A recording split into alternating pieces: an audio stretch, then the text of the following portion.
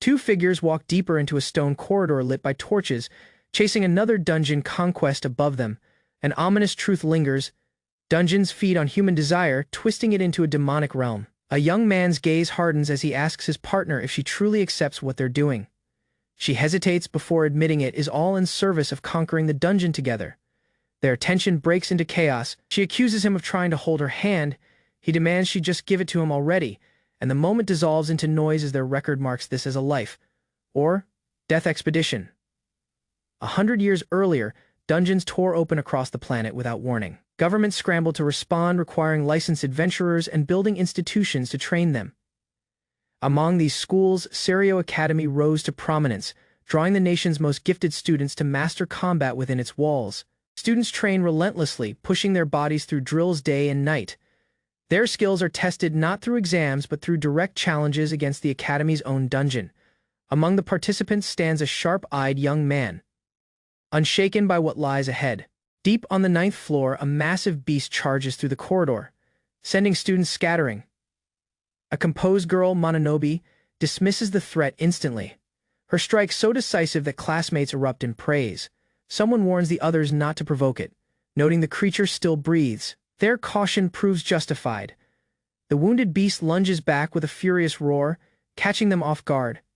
Stepping calmly toward the danger, the young man tells the beast to get out of his way, unimpressed by its size. He drives forward, unleashing a decisive blow that finishes what Mononobe started.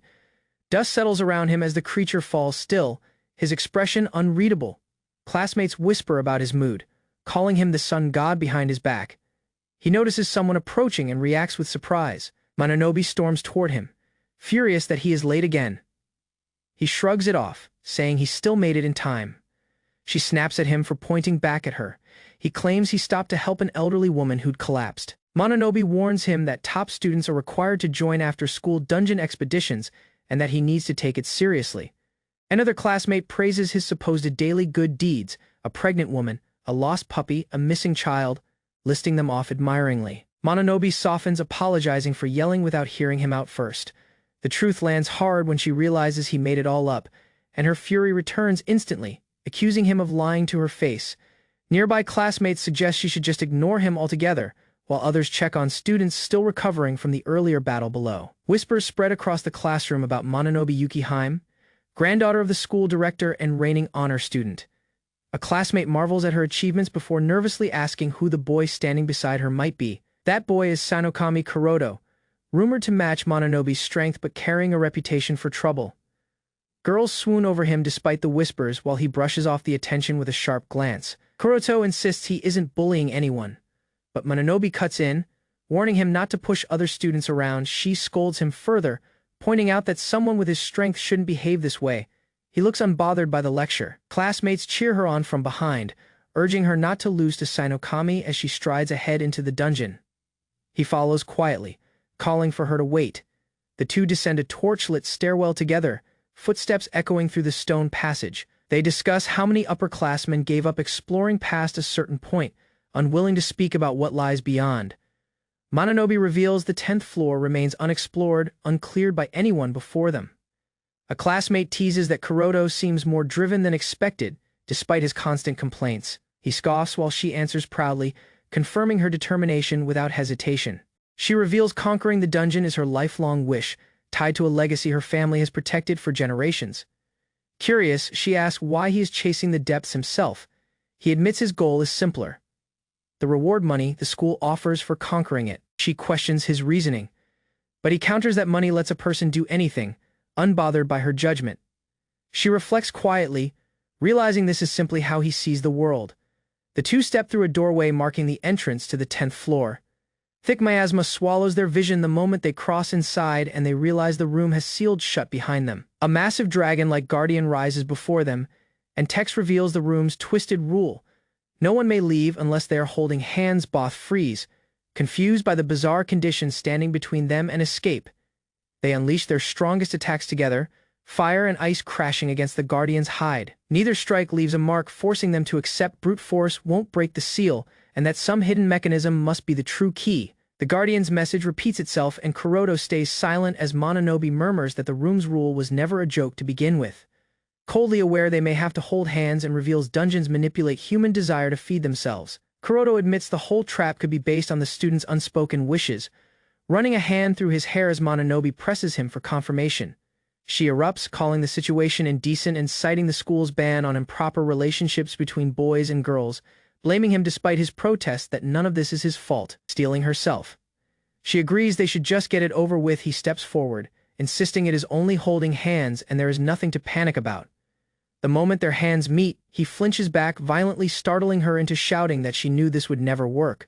He apologizes, claiming his special move slipped out by accident, though she snaps back that nearly striking someone isn't something that just slips. She asks if he truly hates the idea of touching her hand that much.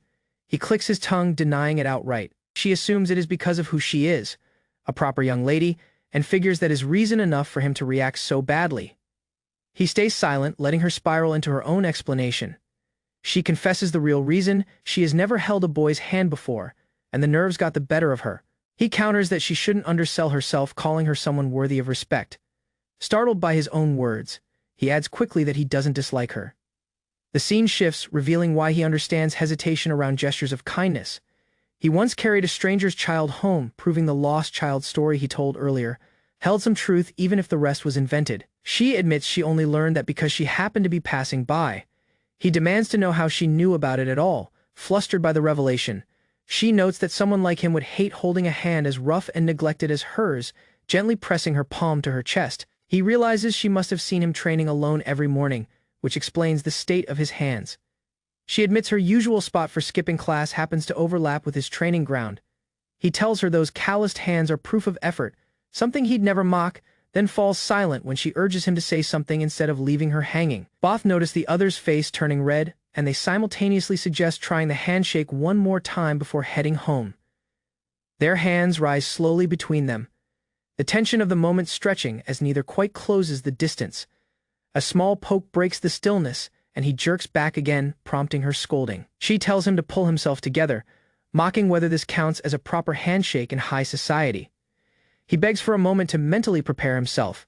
Alone with his thoughts, he questions why he keeps acting like touching a girl's hand should be nothing, distracted by how unexpectedly soft hers feels. She admits she hasn't held hands like this since elementary school, teasing that his ears are turning red. He yelps in denial as she asks if he is embarrassed too, barely holding back her laughter. She calls it unfair that he seems perfectly calm while she is the one panicking. Her exasperation clear even as he winces. Her thoughts drift unexpectedly, admitting she used to see him only as a rival, but the softness of his hand keeps pulling her attention back to it. Startled by her own realization, she wonders aloud when such thoughts began creeping in, catching him off guard with her sudden reaction. He calls her strange, though internally he questions whether Mononobe might not be entirely against this. After all, a flicker of doubt crosses his mind before he pushes it away, standing beneath the towering guardian as the moment shifts back to tension. Both feel their hearts race, considering the same idea from opposite directions.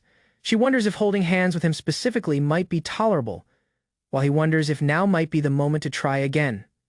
Their hands inch toward each other slowly, hesitation lingering in every motion. Fingers stretch out, denim and fabric shifting as the distance closes bit by bit. Just as their palms nearly touch, the massive guardian lurches back to life without warning. Everyone freezes, stunned that the creature moved again despite appearing subdued moments earlier. A new detail surfaces. The contract binding them carries a strict 10-minute limit, forcing both to react instantly. The guardian roars in fury, its unintelligible cry apparently condemning their obliviousness as a couple, though neither can understand a word of it. They admit neither has studied monster language, but agree they've clearly angered it somehow. The beast lunges again, dark energy spilling from its jaws as it closes the distance. Mononobe unleashes a freezing strike, locking the creature in place long enough for him to move in for the finish.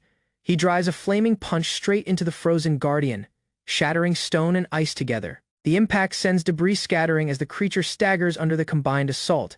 He clenches his fist afterward, breathing steady despite the chaos still settling around him. Mononobe watches quietly, silently marveling that his mana control rivals a master's, certain he is destined for far greater heights than the school alone could offer. The rain settles as she scolds him for going all out without restraint, warning that unchecked power risks collateral damage though.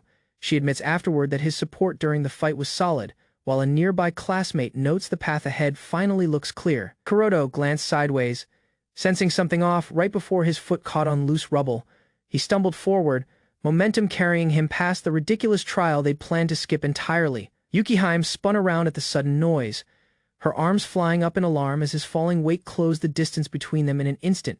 Their bodies collided, and he ended up cradling her against his chest, both frozen in stunned silence as sparkling motes drifted around them. She shoved free immediately, accusing him of groping her. While he insisted it was purely an accident, warning plaques nearby hinted that dungeons exposed humanity's hidden desires. A monster lurking behind them went ignored entirely. Still fuming, Yukiheim demanded he keep his distance, and Kuroto snapped back with equal irritation. Their argument left their romantic journey through the dungeon as unresolved as ever.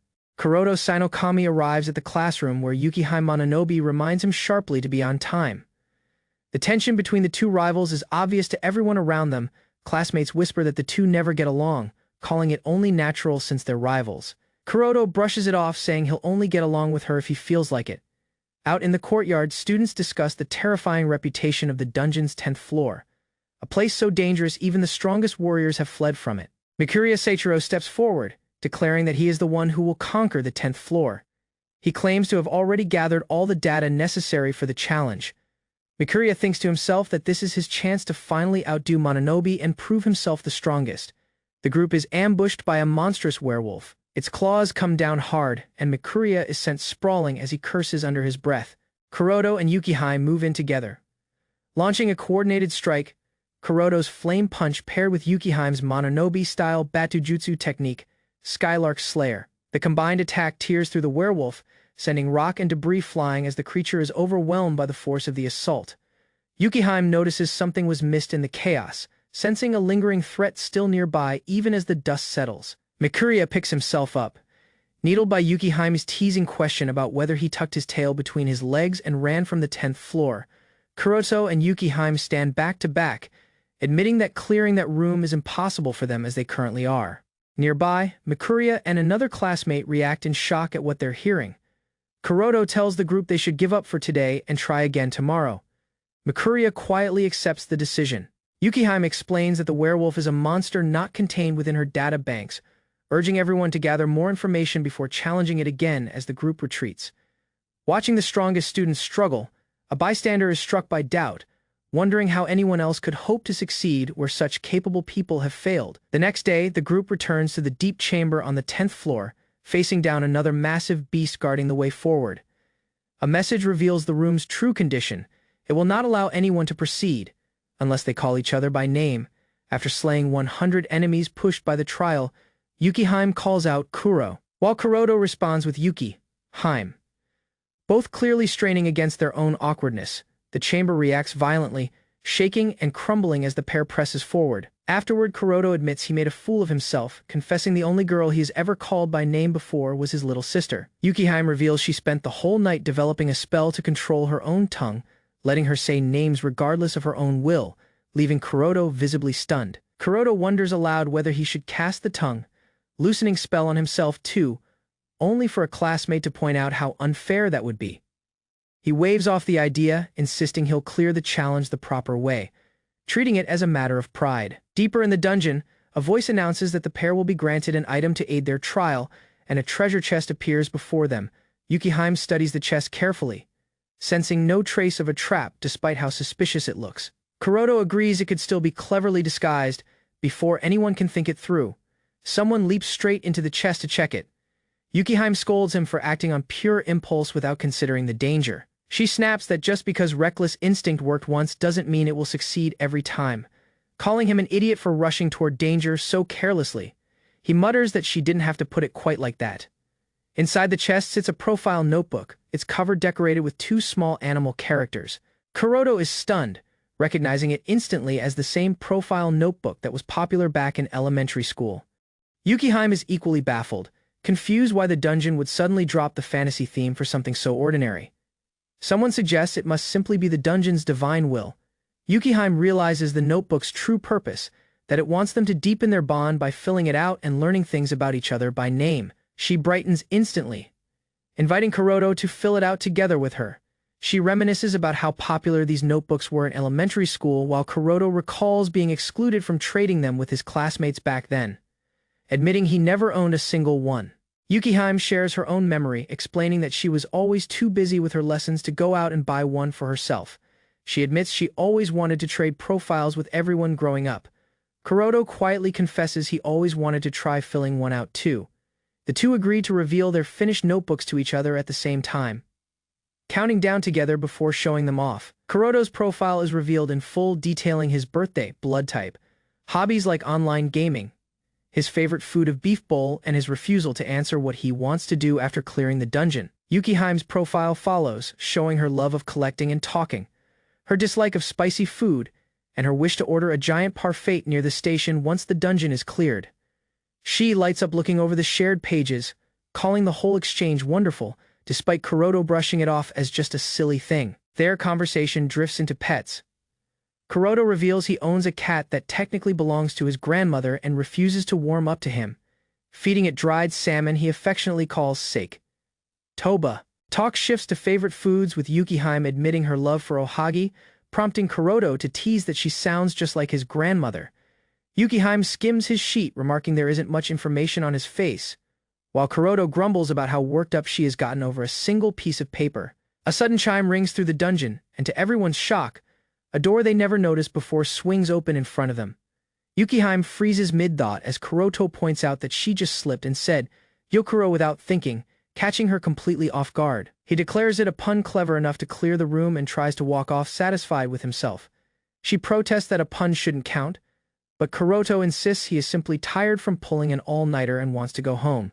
She refuses to let him leave, telling him he is staying until he can properly say her name. Yukihime steadies herself, quietly bracing to try again from the beginning. As Kuroto starts to walk away, she calls out sharply for him to wait. A wooden stick flies past, snapping the tension as Yukihime finally forces the words out under pressure. She strikes a triumphant pose, cheering that she finally said it properly. Kuroto grumbles under his breath that it actually hit harder than he expected, while quietly admitting she did well with the room's conditions cleared. They wrap up for the day. Yukihime boasts that this time she didn't rely on magic to cheat, declaring herself superior for pulling it off through sheer effort alone. Kuroto fires back that he could say her name without magic just as easily. She warns him not to get cocky about something like that, prompting him to insist she listen closely as he prepares to prove it. Later, back at the school building as the sky darkens, someone urges the group to head home before the gate closes, while another voice begs for just a little more time. The moment stalls as Kuroto strains to get the name out, insisting he is so close he can almost say it. Yukihime warns that Mikuria will scold him again if he keeps stalling like this. Onlookers whisper excitedly, speculating that the two might actually be a couple, while others tease that cute girls are gathering to watch what happens next. The scene shifts to a preview for the next episode, teasing the arrival of an energetic streamer entering the dungeon, promising chaos as a hypergal brings her own brand of storm to the story. Deep beneath the 5th floor, a circular healing spring rests peacefully at the center of a spacious chamber. Nearby, 2 academy students stand in the corridor watching a live stream on a phone. On the display, Kirara Kingwin enthusiastically reports from the dungeon's 10th floor. Her confident posture and cheerful smile reveal no trace of fear. As the broadcast continues, information about her reputation is revealed, known for keen judgment and excellent combat skills. Kirara has become one of the Academy's most discussed adventurers. The footage showcases her equipment, sponsors, and recording gear. Her popularity follows every step she takes, and her audience keeps expanding as she ventures farther into the dungeon. Meanwhile, tension grows at the Academy.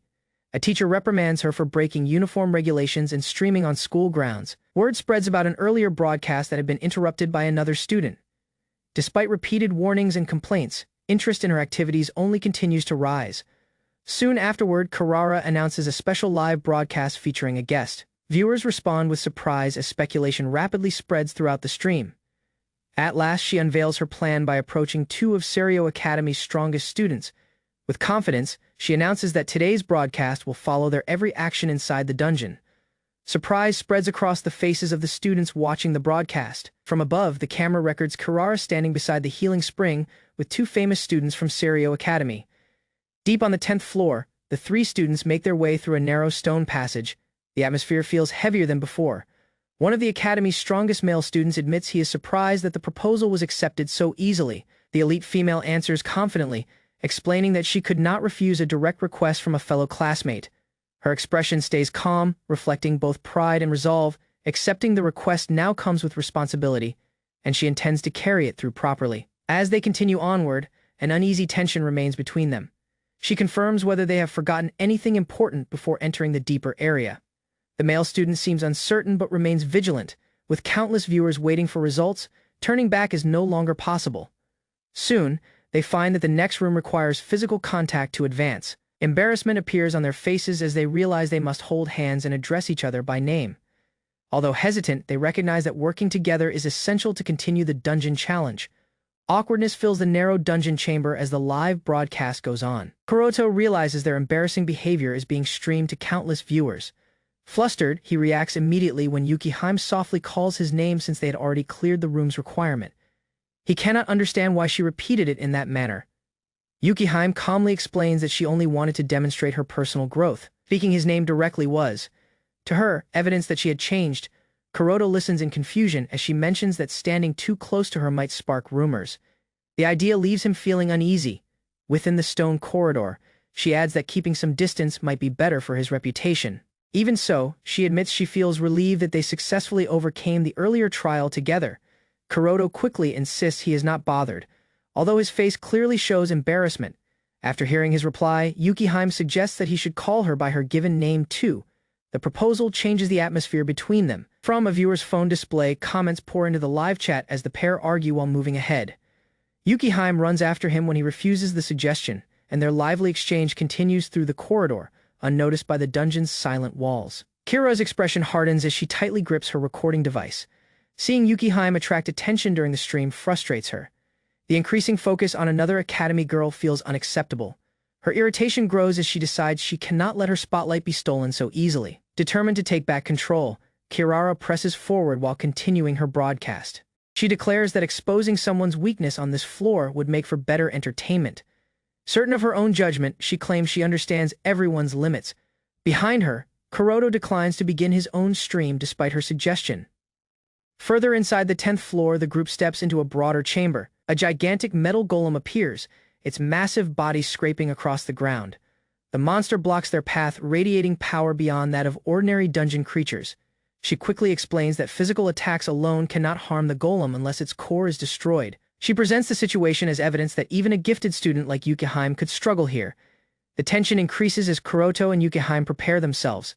The golem suddenly raises a sign displaying unusual instructions about using a special episode mechanic. The unexpected message suggests that this battle may not follow ordinary dungeon rules, leaving the outcome uncertain. Kirara freezes as the strange sign and sudden developments sink in. Her earlier confidence is replaced by confusion. Behind her, Kuroto watches with a weary expression while Yukihime remains alert. The recording device continues capturing everything as the situation slips beyond Kirara's control. Arguments erupt in the middle of the chamber. Kirara loudly protests the unexpected development while Kuroto watches with calm indifference before their argument can continue. The metal golem releases a thunderous roar and charges forward. Its enormous frame casts a shadow across the floor as it prepares to attack. Without any hesitation, Yukihime steps forward and activates a defensive spell. A hexagonal barrier appears before them, stopping the golem's devastating strike. The impact shakes the chamber, yet the shield remains intact, preventing serious harm. With the immediate threat contained, Kirara returns to streamer mode and announces a brief timeout to her audience. She praises Yukihime's magic with obvious admiration.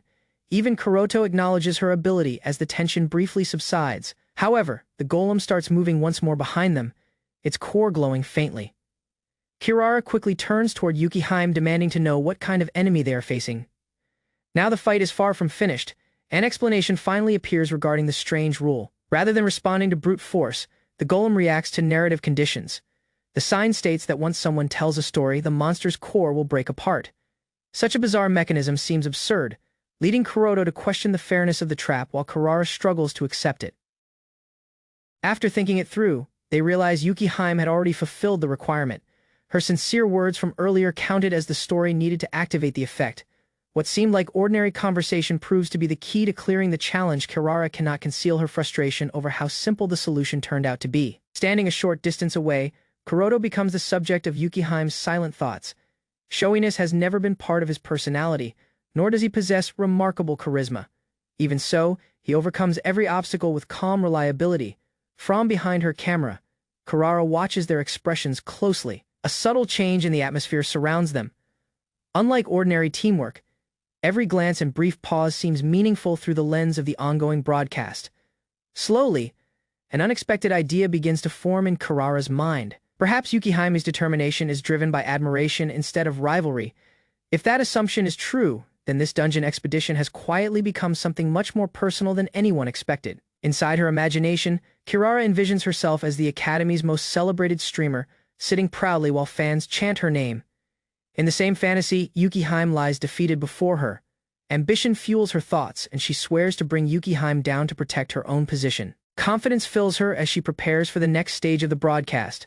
She convinces herself that any approach is acceptable if it attracts attention. At the same time, another desire emerges. She wants Kouryaku to notice her and direct his attention toward her instead. Back in the dungeon corridor, Yukihime declares that everything she does is for conquering the dungeon. Kouryaku treats the matter as straightforward and urges everyone to finish quickly.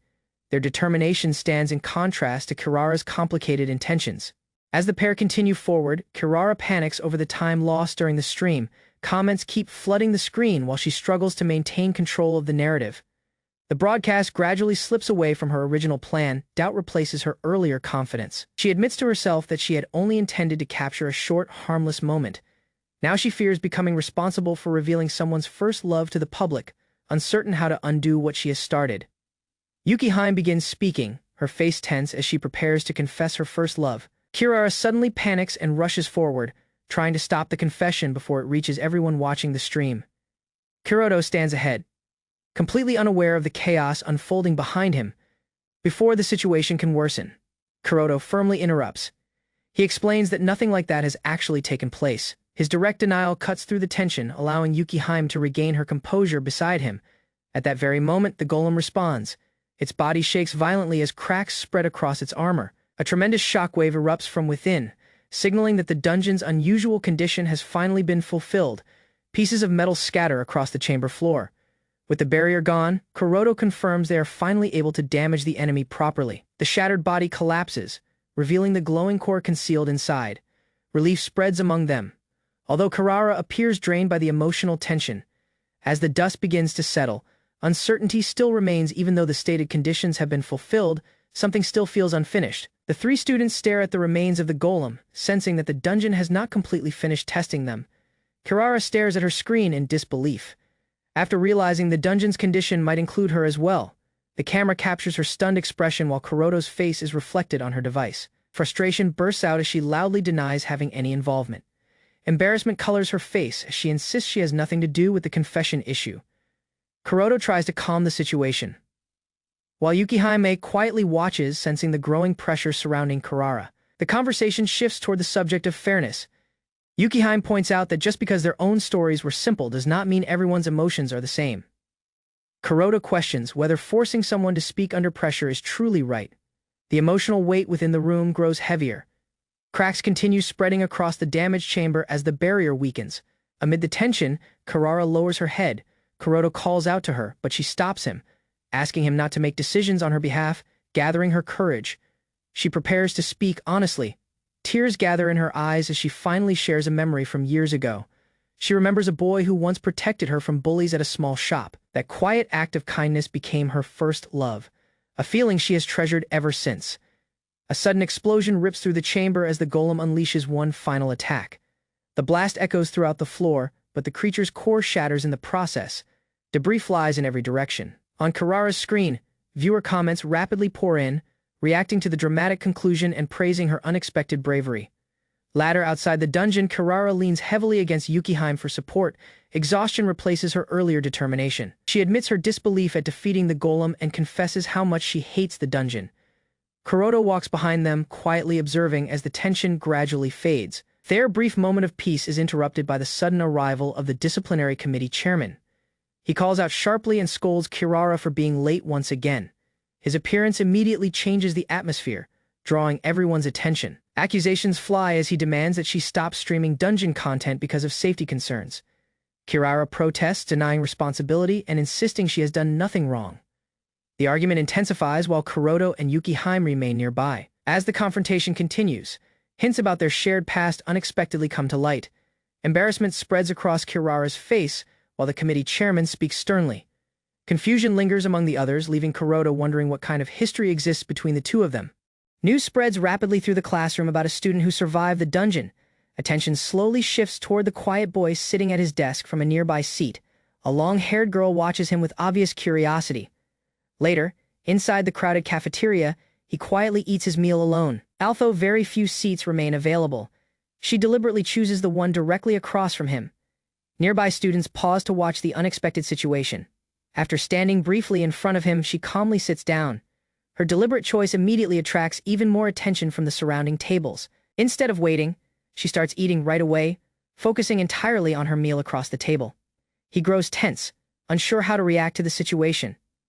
Around them, silent observation continues as the students' curiosity steadily grows. Soon, quiet whispers spread among groups carrying their lunch trays. Speculation increases as classmates exchange curious glances. Hearing her call him in such a familiar manner only strengthens the rumors spreading throughout the cafeteria. Tension rises as he finally asks her about the strange conversations surrounding them. She calmly continues chewing, showing only slight confusion. Throughout the cafeteria, everyone's attention remains fixed on their table, turning their ordinary meal into the center of attention. The boy reacts awkwardly as the girl casually explains that they are familiar enough to address each other by their first names. Her relaxed attitude sharply contrasts with his obvious discomfort. While he struggles to answer, she remains composed, speaking as though their closeness is perfectly natural. She explains that she only called him by his first name once because of special circumstances. Her expression stays calm, though her gaze becomes slightly sharper. A quiet intensity surrounds her as she continues eating, completely unfazed by his embarrassed reaction. Embarrassment overwhelms him, causing him to cover his face while remaining seated. The memory of that incident refuses to leave his thoughts. Leaning a little closer, she quietly observes his reaction with gentle curiosity, narrowing the distance between them. Determined to regain his composure, he tells himself to stop dwelling on unnecessary thoughts. Instead, he forces his attention back to finishing his meal across from him. She continues watching closely, her eyes following each of his subtle movements. He keeps eating with deliberate focus, trying to endure the awkward atmosphere. Every bite becomes an effort to ignore her unwavering gaze. Meanwhile, she calmly enjoys her meal while carefully observing him, allowing the quiet tension between them to deepen within the crowded cafeteria. With sudden determination, the boy asks her to call him by a certain name once again. His voice sounds unusually firm, surprising even himself. Across from him, the girl freezes, her calm expression breaking as emotion quickly rises to her face. A faint blush spreads across her cheeks as she lowers her eyes. Mixed emotions emerge, and she presses a hand against her face in an attempt to calm herself. Determination soon replaces uncertainty as she silently resolves to suppress those distracting feelings and refocus on her goals. From nearby, classmates continue watching while pretending to eat, whispering among themselves. The cafeteria buzzes with curiosity. Despite the surrounding noise, the two remain seated, quietly finishing their meals beneath countless watchful eyes. A massive cavern stretches into the distance, its walls lined with dark openings. At the very center rests a stone pedestal, standing like a trial prepared for those brave enough to challenge it. As they approach the structure, they notice a carved dragon's mouth along with a nearby warning. The message instructs challengers to place a hand inside to uncover hidden secrets, warning that failure after 3 attempts will bring disaster. Faced with the ominous challenge, they prepare themselves for whatever awaits inside the darkness. Standing before the dragon's stone mouth, the boy carefully reads the warning. The carved words speak of calamity and severe consequences. Uneasiness crosses his face as he considers the possibility of being permanently banned from the dungeon. She clearly explains the risks involved. Adventurers enjoy a respected position in society, earning wealth and prestige through conquering dungeons. Losing access would mean giving up that future entirely. If such a ban were imposed, every hardship they had endured would become meaningless. The dungeon's prohibition system exists to protect both itself and those who challenge it.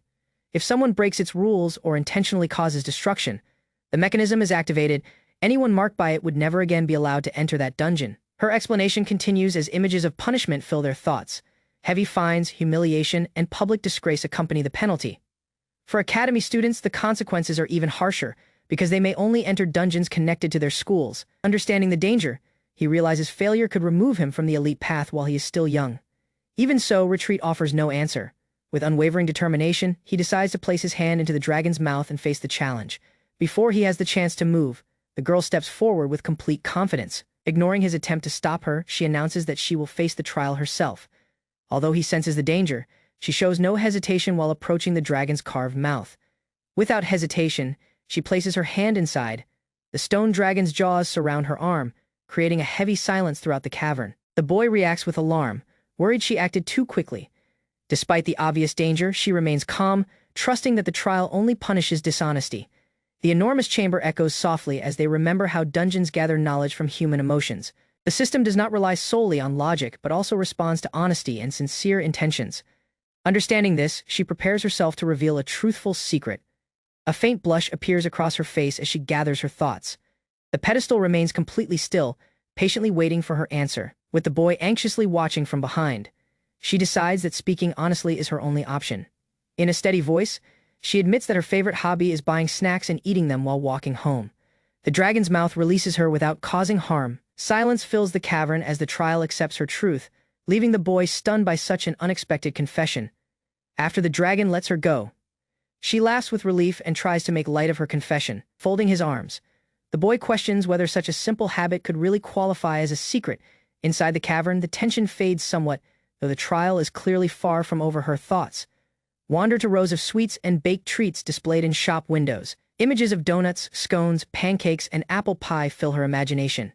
Temptation greets her every day on the walk home, making her small indulgence feel much more significant in her own mind. Encouraged by her success, she boldly places her hand into the dragon's mouth once again. The stone jaws remain motionless, as though waiting for something more meaningful. The boy watches carefully, uncertain whether provoking the mechanism another time is truly wise. A sharp sound echoes throughout the chamber like a bell announcing judgment. The dragon withdraws without injuring her, confirming that her answer has been accepted. She steps back wearing a proud smile, celebrating her successful challenge, while he watches in disbelief. Confidence rises within her as she declares that it is finally his turn. Though embarrassed by the attention, he realizes there is no way to avoid it. With her stepping aside after taking the lead, the challenge shifts to him as the cavern falls silent once more. Wearing a confident smirk, the boy steps forward. Convinced that revealing a simple secret will be easy, he places his hand into the dragon's mouth while casually admitting a harmless personal preference. Behind him, the girl watches with narrowed eyes, sensing that he is underestimating the trial. Without warning, a sharp force clamps down and a surge of energy shoots through his arm. He pulls back in pain as the mechanism rejects his answer. The dragon's response makes it obvious that his statement is not enough. Frustration replaces his earlier confidence as he rubs his aching hand. Treeing once more, he reveals something more personal about his life at home. The image of his beloved cat appears in his mind alongside the quiet daily routines he secretly treasures. The girl listens carefully, wondering whether this confession carries enough genuine meaning. He admits that he often stays awake through the night to keep his pet company. The dragon remains completely unmoved. Doubt begins creeping into his expression, as he realizes the trial demands something far deeper than harmless habits. Memories suddenly return of an embarrassing online experience involving unwanted attention and uncomfortable messages. His heart pounds as he remembers deleting his account in order to escape the situation. As he braces himself, the girl suddenly blurts out a teasing remark that nearly exposes more than he intended. Embarrassment flashes across his face, and the dragon's mouth snaps shut again with clear disapproval. Recovering from the sting, he insists that he already revealed something deeply humiliating. The girl questions him calmly, asking whether he has ever shared that secret with anyone else. When he admits he told no one, the cavern grows still as both reconsider the rules of the challenge. He reflects carefully on how the dungeon functions. If it can read emotions and memories, then perhaps a secret shared aloud loses its weight. A true key, he concludes, must be something guarded above all else, something he has never revealed. Hearing this reasoning, the girl reacts sharply, sensing he is approaching a dangerous line. Tension rises between them as she realizes he may expose something meant to remain hidden. A memory surfaces from his childhood, showing him sitting beside a girl at home while reading together. The quiet scene suggests a promise or moment he never intended to reveal. His expression tightens as he stares at the ground, clearly shaken. The weight of that voice lingers, revealing that this secret reaches far deeper than embarrassment. Noticing the shift in his demeanor, the girl studies him closely. Though she senses something serious, she chooses not to press him. Her posture remains steady, yet her eyes show concern as she waits for his decision. He admits that the memory belongs to someone important and that speaking of it is not easy. Understanding this, she steps back and gives him space, telling him she will wait until he finishes. The cavern grows quiet, allowing him to confront the truth alone. With calm composure, she assures him that hearing his secret does not trouble her. A faint smile appears as she attempts to lighten the mood, suggesting a simple reward afterward. Resolve hardens in his eyes as he turns back toward the dragon. Just as he prepares to move, her hand reaches out quickly, brushing near him as if to stop or support him. The trial stands before them, awaiting the final revelation. Standing before the stone pedestal, he finally gathers the courage to speak. The cavern stretches silently behind him as he faces the dragon's mouth. A quiet breath escapes his lips while he prepares to reveal the truth he has avoided for years. With visible strain, he confesses that he once said something unforgivable to his younger sister, words he can never take back. Regret fills his expression as the weight of that memory resurfaces across the chamber. The girl listens without interruption. The dragon's eyes begin to glow, and a deep rumble spreads through the cavern. Dust falls from the ceiling as the mechanism responds to his declaration. Suddenly, the dragon rejects his answer. A force erupts from the pedestal, and the warning of calamity activates. He stumbles back in shock as the system declares that he has deceived it 3 times. The cavern trembles, cracks forming along the walls and floor. Confusion overtakes him as he insists he spoke honestly. Beside him, the girl steadies herself while debris falls around them. Though he believed that memory was his most guarded truth, the dungeon refuses to accept it, leaving them facing the consequences of failure. Deep within the 5th floor, Kuroto and Yukiheim step into a broad, empty chamber carved from solid stone. Without any warning, the ground beneath their feet begins to shake. Jagged bone like spikes burst upward and twist through the air, transforming the open area into a deadly battlefield. Caught by surprise as a spike erupts beneath her, Yukiheim stumbles while a sharp point lunges toward her.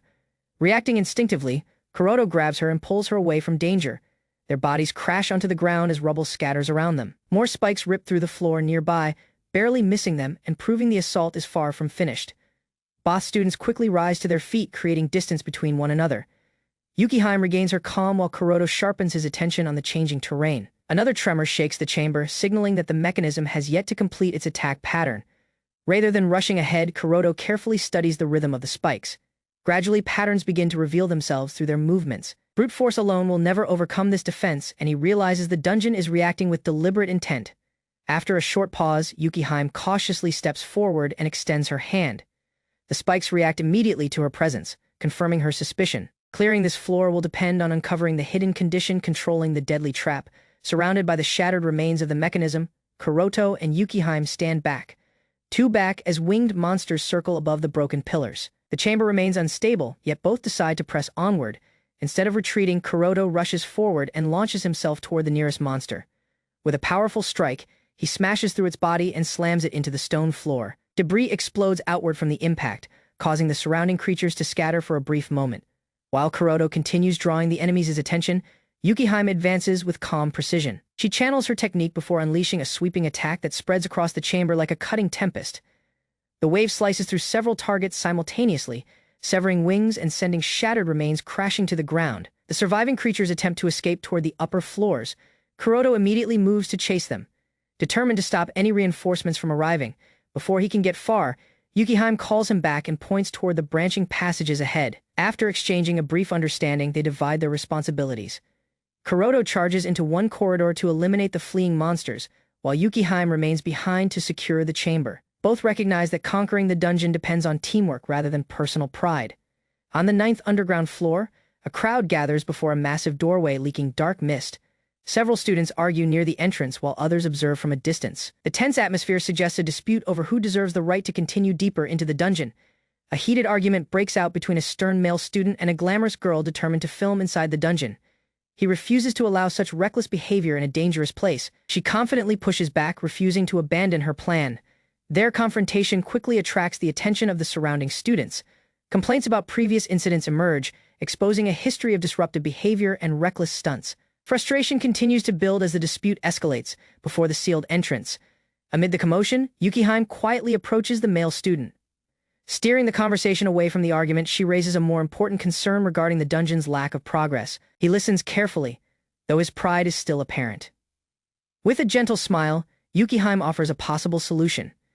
If the mechanism requires 2 specific individuals to proceed, then cooperation would become the only answer. Her proposal lingers in the air, suggesting that future progress may rely on partnership rather than competition. The male student pauses, adjusting his glasses while considering her suggestion. Although visibly annoyed, he admits that Mononobe's abilities would be valuable. Pride struggles against practicality, and after a moment of hesitation, he decides requesting her help is preferable to failing on this floor. Before the discussion can conclude, the glamorous girl steps in front of the entrance and activates a barrier device. Energy spreads across the massive doorway, sealing it completely. She boldly declares that if she cannot continue, then no one else will pass either. turning the disagreement into open defiance. Mononobe immediately rejects the reckless decision, refusing to support entering such a dangerous place for shallow reasons. Her expression hardens as the atmosphere between them grows tense. The surrounding students fall completely silent while the confrontation intensifies. The male student regains his composure and redirects everyone's attention. He explains that the investigation on this floor has stalled and cannot proceed under the current circumstances. His confidence returns as he outlines the larger issue preventing further progress. Attention soon shifts toward the dungeon itself. Although the area regenerated earlier that year, explorers have recently been expelled the instant they step inside, with numerous students being forced out for unknown reasons. Everyone realizes the true mystery lies beyond the sealed entrance. Beyond the sealed doorway, the dungeon changes once again. Its structure periodically reconstructs itself, altering both its layout and behavior over time. The place appears designed not only to challenge physical strength but also to feed upon human emotions, evolving to exploit fear, pride, and conflict more effectively than before. As the discussion continues, the male student from the disciplinary committee confirms that he has been assigned to investigate the unusual expulsions. Although others question why he is involved, he remains focused on uncovering the mechanism responsible for banning intruders the moment they enter. He explains that resolving student-related issues falls within his duties. Regardless of how insignificant they may appear, Kira listens with a playful smile, clearly entertained by his serious attitude. When he insists that the investigation must come first, she lightly bumps into him, testing both his patience and composure. Their interaction attracts the attention of nearby students, who begin speculating about yet another argument. Some believe the floor should already be safe because the boss has been defeated, while others sense that unresolved tension still lingers throughout the area. Suddenly, a faint sound echoes from the dark doorway. Both of them turn toward the entrance as the noise becomes clearer. Whatever exists inside the 9th floor has begun reacting again, interrupting their argument and demanding immediate attention. A violent explosion rips through the 9th floor, sending debris and monsters flying across the chamber. Students recoil in shock as thick dust fills the air. Standing at the center of the destruction is Kuroto, silent and composed, his expression unreadable despite the surrounding chaos. As the dust slowly settles, Yukihime cautiously approaches him. The corridor falls quiet while everyone else keeps their distance. She watches his back as he faces the stone wall, sensing that the disturbance awakened more than just the dungeon's defenses. Kuroto lowers his eyes, admitting that the issue has burdened him for a very long time. His composure tightens as his usual confidence fades into quiet frustration. The recent accusations about his hidden abilities seem meaningless compared to the burden he truly carries. Fragments of old memories return, including reports of a magical disaster that once reached public news. Although the incident was never completely erased, many people avoided discussing it. Connections begin to form between that tragedy and his refusal to accept certain suspicions. Leaning against the wall, he finally confronts his deepest regret. He believes his uncontrollable power caused his younger sister to suffer severe injuries. The weight of that mistake defines his determination, shaping every choice he now makes inside the dungeon. Years before, Kuroto stood proudly in a peaceful park, casually forming a dark flame above his palm. As a gifted child blessed with exceptional talent, he admired his own magic and believed his future was guaranteed. Nearby, his younger sister watched with admiration, hoping to become a mage just like him. While she eagerly shared her own dreams, he brushed aside her words and focused entirely on improving himself. Determined to enter a prestigious magic academy, he failed to notice the growing distance between them. Everything changed on the day his power spiraled beyond control. A burst of unstable magic erupted outward, filling the room with raging flames and thick smoke. Pride instantly turned into panic as the destruction spread faster than he could stop it. Although his sister survived, the fire left permanent scars across her body. The hospital room became a lasting reminder of his mistake. Guilt settled heavily upon him as he watched her endure the consequences of his carelessness. Back in the present, Kuroto walks through the dungeon alongside Yukihime while silently carrying that regret. He believes he stole away his sister's dream and now continues fighting to earn rewards for her medical treatment. Yukihime suddenly reaches out and takes Kuroto's hand, stopping him in the middle of the corridor. He stiffens in surprise, completely unprepared for her firm grip. The gesture is neither hesitant nor uncertain, preventing him from sinking further into self-blame. Facing him directly, she explains that choosing to atone instead of running away requires true strength. Accepting responsibility for past mistakes is never easy. Her calm expression carries unwavering conviction, as she makes it clear that she respects his determination rather than condemning him. Kuroto listens quietly without interrupting. The sharp defensiveness in his eyes softens as her words gradually sink in. Though he remains cautious, the burden on his shoulders begins to ease as doubt slowly mixes with reluctant acceptance. Still holding his hand, Yukihime mentions the dungeon's earlier judgment. If the mechanism that exposes hidden truths did not reject him, Perhaps his guilt is not as absolute as he believes. The floor that feeds upon secrets never cast him aside. If even the dungeon itself did not deny him, then perhaps complete condemnation is not deserved. The possibility that redemption still exists changes his posture. For the first time since revealing his past, he stands not as someone crushed by regret, but as someone ready to move ahead. Kuroto argues that the dungeon's judgment must carry meaning, refusing to believe redemption is possible. Yukihime remains beside him, calmly insisting that the mechanism did not reject his confession, because guilt alone does not define who he is. His frustration grows stronger, yet her reasoning never falters. She grips his sleeve and gently pulls him farther down the corridor. According to her, the past can never be changed, but remaining frozen will solve nothing. Moving forward requires at least a little hope, even if he struggles to believe in it. As they continue walking side by side, Kuroto reflects on his long-held belief that he had lost the right to hope for the future. The idea of hope feels unfamiliar to him. Until now, he had never considered that continuing forward might itself be part of his atonement. Relief gradually begins to appear within him. Speaking his failure aloud is something he had never done before. The burden that once seemed impossible to move slowly becomes lighter as Yukihime leads him onward without hesitation. She turns back with a confident smile while still holding his hand. Her steady presence shows that this is not the end of his trial, but the beginning of a renewed determination. Together, they prepare to face whatever the dungeon reveals next. Upon arriving at the 9th floor, Kuroto clenches his fist and signals that he is ready. The chamber is immediately flooded by screeching wing monsters diving from above. Students scatter as claws and wings slash through the air, forcing everyone into defensive positions. As chaos erupts, the disciplinary committee leader shouts orders while striking at the approaching monsters. Others struggle to maintain formation as several creatures break through the line and attempt to fly toward the upper floors. Before they can escape, Yukihime unleashes a powerful technique, creating a spiraling wave that engulfs the swarm. At the same instant, Kuroto charges forward with a blazing punch. Their attacks combine into one overwhelming strike that crushes the remaining monsters in a single decisive blow. Smoke gradually clears from the battlefield, leaving only scattered remains across the floor. Both remain standing, realizing that their timing matched perfectly. The earlier tension between them has now transformed into flawless teamwork during battle. As silence returns to the chamber, Kuroto relaxes his stance.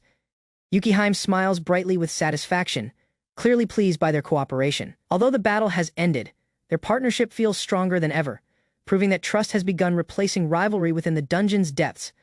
After the battle, an awkward silence settles between Kuroto and Yukihime. He glances toward her with a slightly flushed face, while she looks away with equal embarrassment. The tension between them no longer comes from rivalry but from something far more unfamiliar. They sit beside each other, struggling to calm their thoughts. Kuroto becomes increasingly aware of her presence, and the silence only makes him more anxious. Yukihime lowers her gaze as her usual composure gradually slips, making her feelings harder to conceal. Unable to endure the silence any longer, Kuroto suddenly blurts out a confession. His voice rises unexpectedly, startling the nearby students. The words escape before he has the chance to stop himself, causing the hallway to freeze for a brief moment. Yukihime immediately answers, accepting his feelings without hesitation. The surrounding students erupt into cheers and playful applause. Overwhelmed by the sudden attention, Kuroto stiffens in disbelief while Yukihime covers her face, just as flustered as congratulations echo throughout the hallway. Kuroto questions his own impulsive actions. Yet despite his embarrassment, he never takes back his words. Standing beside Yukihime amid the applause, he realizes that moving forward now also means facing his feelings with the same honesty he showed inside the dungeon. As applause surrounds Kuroto and Yukihime, a dark circle suddenly appears beneath their feet before either of them can react. The ground opens and swallows them whole. A notice appears above the crowd, announcing that one male and one female student have been banned from entering the dungeon for violating its prohibitions. Moments later, several black holes spread throughout the chamber. Students standing near each circle begin disappearing one after another. Confusion sweeps across the room as no one understands what action triggered the punishment. The disciplinary committee quickly realizes that no obvious rule had been broken. Realization slowly dawns upon the investigators as they connect the sudden disappearances with the dungeon's evolving behavior. The mechanism appears to be reacting to an entirely new condition. Tension rises as they consider an unexpected explanation behind the latest restriction. The final announcement finally reveals the rule. Couples are now forbidden from entering the dungeon. Shock spreads across the entire floor as the students grasp the implication, realizing that the dungeon has begun regulating romantic relationships as part of its twisted system. Inside a communal bath, Mononobe rested silently in the warm water, maintaining a steady and disciplined posture. Another student approached, examining her build while commenting on her constant training. Mononobe stayed reserved, offering almost no response when the girl stepped nearer to gain her notice. Mononobe reacted without warning. Soon afterward, both drifted across the bath, their conversation becoming increasingly serious.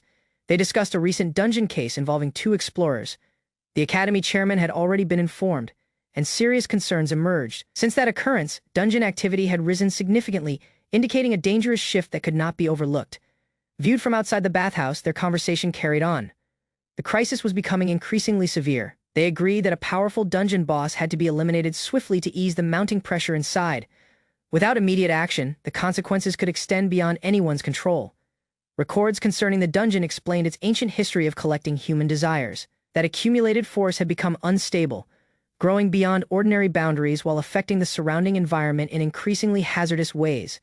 Far below the dungeon, a terrifying creature appeared, representing that overflowing energy. Its existence confirmed the looming danger. If ignored, it would eventually reach the surface, making immediate action unavoidable. Mononobe listened carefully as the other student explained that assistance from schools or government authorities could have been requested. Even with those possibilities available, the academy decided against depending on outside support. Within a formal chamber, the chairman remained seated confidently, declaring his refusal to approve extraordinary measures. His determination allowed no opportunity for compromise. The memory of those remarks remained powerful, strengthening the academy's policy of independence despite the increasing threats. Returning to the bath, Mononobe considered that decision.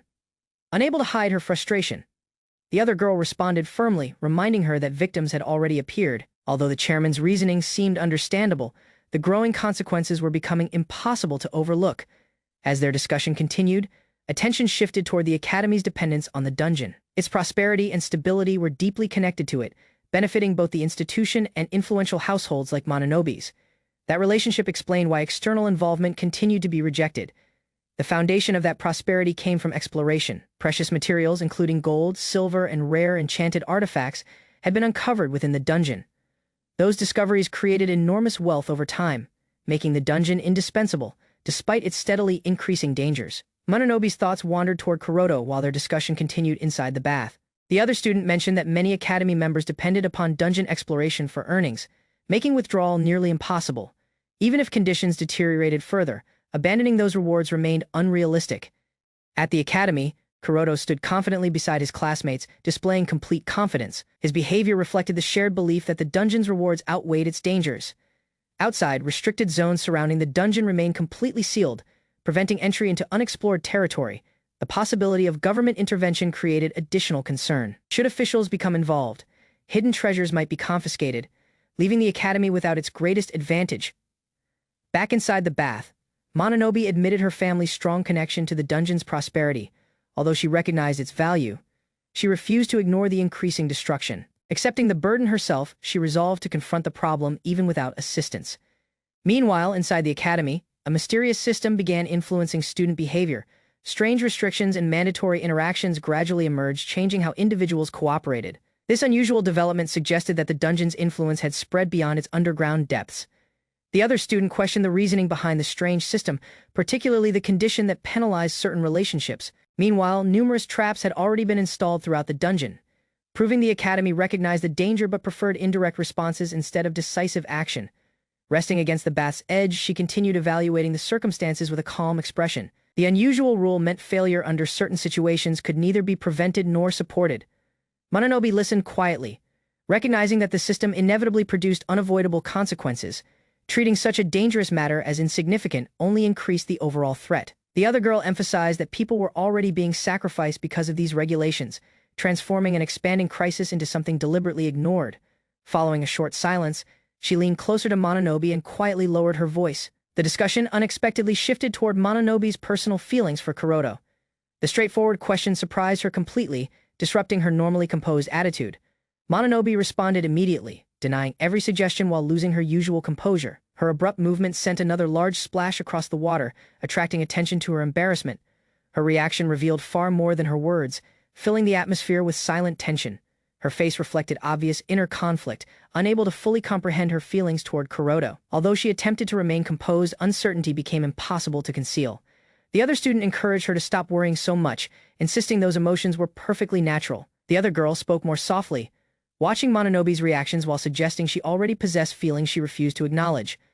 Mononobe tried dismissing the idea, yet her behavior made hiding the truth increasingly difficult. She suggested that even after learning about the dungeon's unusual rules, Kuroto would never change his behavior. His serious personality would keep him focused, unaffected by such strange circumstances.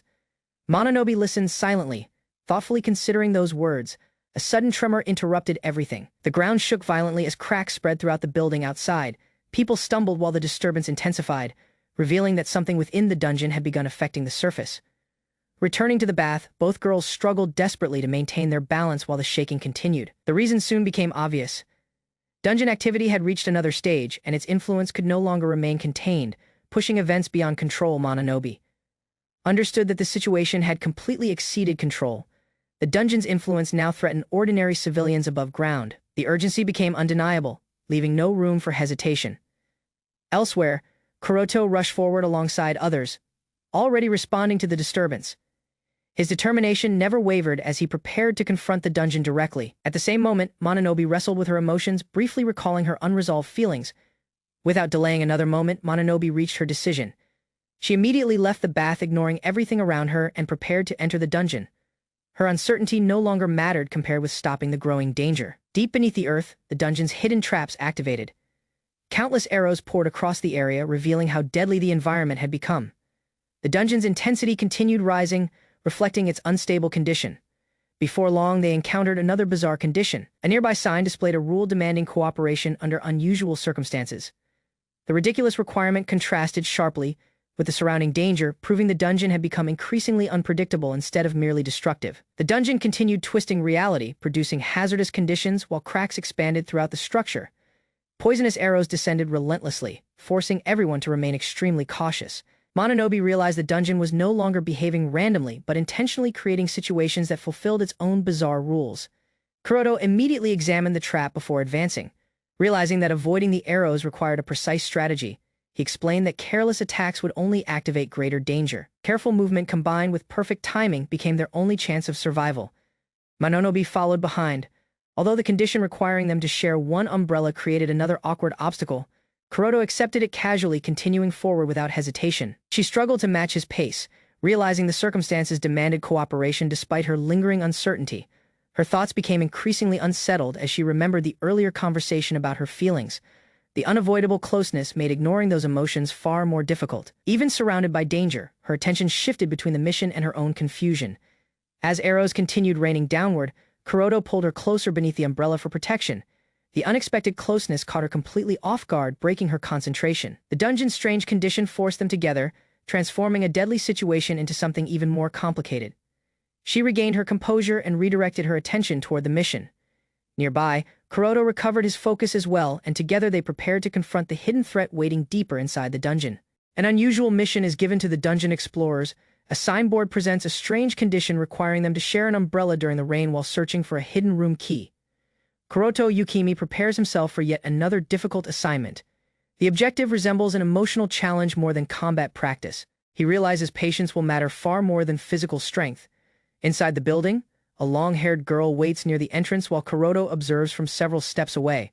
The atmosphere feels uneasy. She declares her determination to conquer the dungeon for the sake of her younger sister. Kuroto carefully studies her expression, recognizing that her resolve comes from deeply personal reasons. She turns confidently, announcing her intention to clear the dungeon for everyone's welfare. Kuroto quietly shares that same purpose.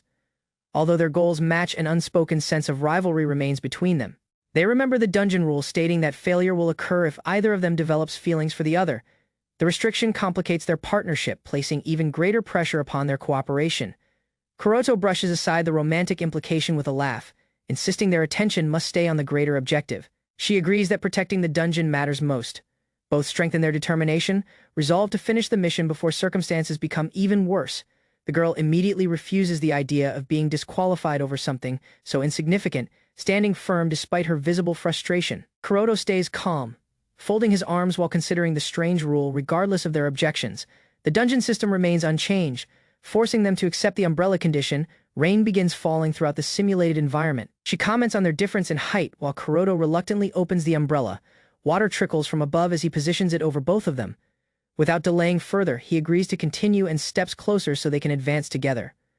Their distance quickly disappears beneath the narrow umbrella. She reminds him to hold it correctly, prompting him to adjust his grip.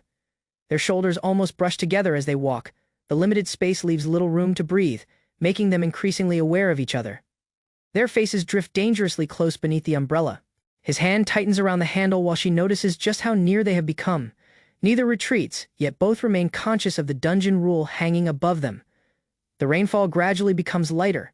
Standing together beneath the umbrella, they notice the falling arrows slowing as well. For the moment, cooperation proves successful, allowing the mission to continue without activating the penalty.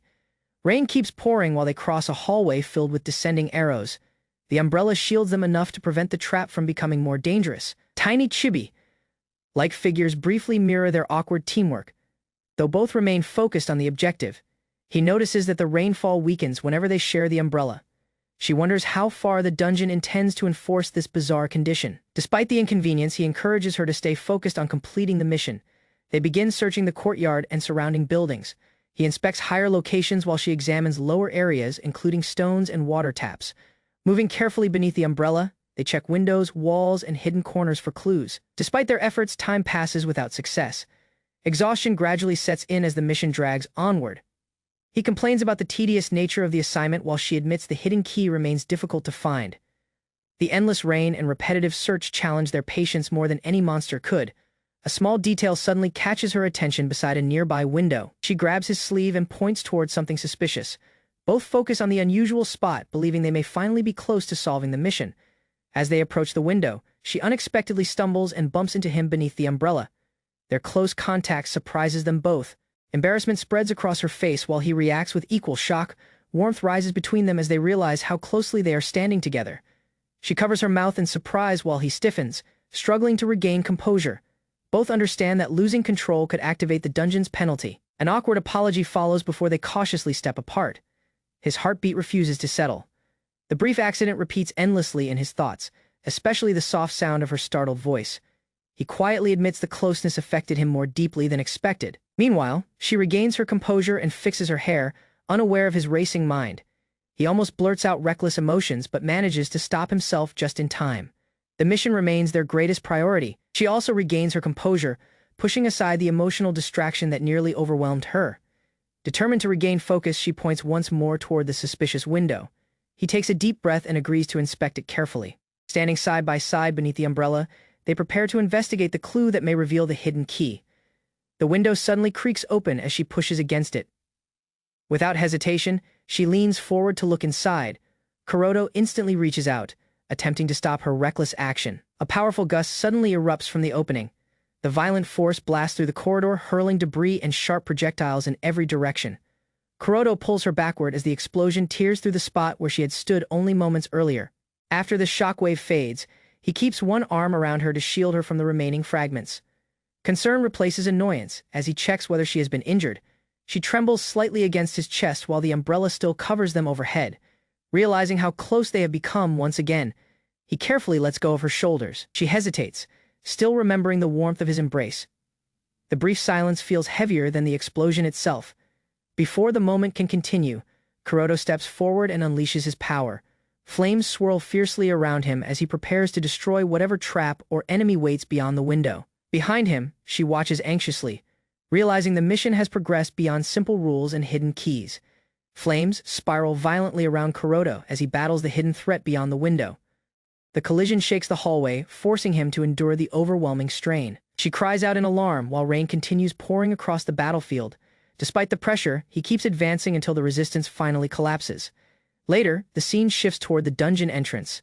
Several students gather beside the pillars, quietly whispering among themselves. Some appear uncertain, while others remain completely indifferent. Although the surroundings seem calmer, hidden tension still lingers beneath the surface. Two boys discuss their priorities, admitting they would rather earn easy money than face dangerous challenges. Nearby, a girl sitting on a bench quietly sips her drink while listening without joining the conversation.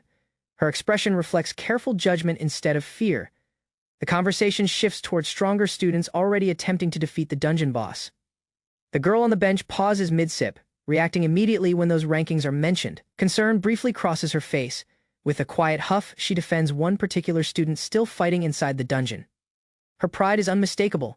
While others choose safety, she respects the determination of those continuing the battle beyond the entrance. The sharp sound of a shoe striking the pavement interrupts the gossip near the dungeon entrance. The murmuring students turn as someone new approaches. His voice cuts through their mockery, warning them not to belittle those risking their lives inside. The disciplinary committee chairman approaches with a stern expression. He states that he cannot overlook their careless accusations. Calm yet unwavering, he reminds everyone that the dungeon crisis affects every student regardless of rank. Complaining from safety, he explains, contributes nothing towards solving the situation. Wearing a faint smile, he offers a simple proposal. If they truly question the efforts of those inside, they should accompany him to the monster-filled 10th floor and witness the danger themselves. Fear immediately replaces their confidence. Apologies pour out as they retreat in panic, fleeing from the same challenge they had criticized. The chairman watches them leave, satisfied that his message has been understood. From the nearby bench, the twin-tailed girl smiles mischievously at his dramatic performance. She lightly teases him, clearly amused by his intensity. Although she laughs, her eyes reveal genuine approval for defending the hardworking students. The twin-tailed girl praises Makoto for confronting the gossiping students. She calls his actions admirable and impressive. Makoto turns his eyes away, obviously uncomfortable with the compliment. Although she smiles brightly, he insists he needs no praise for doing what he believes is right. Her playful encouragement continues, urging him to appear at least a little pleased. Makoto finally admits that he partly shares the same frustration as the students he had scolded. Beneath his strict personality, he understands their fear and hesitation. He explains that his abilities cannot compare with the highest-ranked fighters exploring the deeper floors. Even so, abandoning responsibility entirely would feel disgraceful to him as another student. A quiet sense of duty strengthens his determination. With calm confidence, he decides to assist on the 10th floor as well. He warns her not to interfere with his intentions. She quietly accepts his decision, recognizing the firmness of his resolve. Suddenly, she grabs onto him with cheerful enthusiasm, insisting that she will accompany him. Caught completely off guard, he adjusts his glasses while she clings tightly to his arm. Despite his embarrassment, he realizes her support may strengthen rather than weaken his determination. Kirara suddenly moves much closer to Makoto, ignoring proper personal distance. Hearts practically seem to float around her as she teases him for being overly serious. Makoto becomes even more flustered because of her bold behavior and lack of personal space.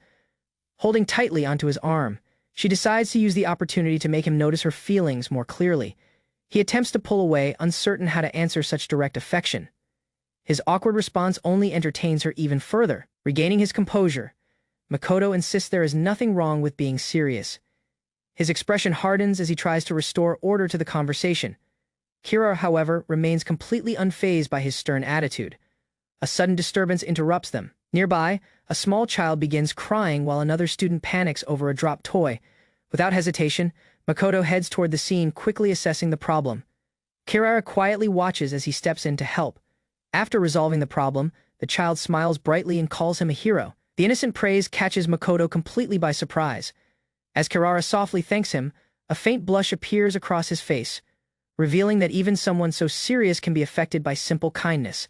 Near the entrance, Kirara continues teasing Makoto about being called a hero. He quietly mutters with restrained pride when the ground suddenly begins to shake. The distant rumble immediately shifts everyone's attention back toward the dungeon as anxious whispers spread among the students. Inside, the mission reaches its limit. The girl kneels beside Kuroto after he collapses from exhaustion upon securing the key. Rainwater and dust cover his body while she struggles desperately to keep him conscious. Though frustrated by his recklessness, she admits they successfully completed the objective. Kuroto's face turns pale as exhaustion overwhelms him. His strength disappears rapidly, and his body finally gives in to accumulated injuries. She urgently calls his name, frightened by how suddenly he loses balance. Outside, Kirara asks Makoto whether he truly intends to head toward the 10th floor. Her voice has become calmer as she carefully watches him. She remarks that confronting chaos directly is not necessarily a bad quality, although it carries serious risks from behind the school building. Someone declares that retreat can sometimes be the wiser strategy. The distant voice echoes throughout the courtyard. As Kuroto's name is called once again, uncertainty remains over both the battle inside and the choices awaiting outside.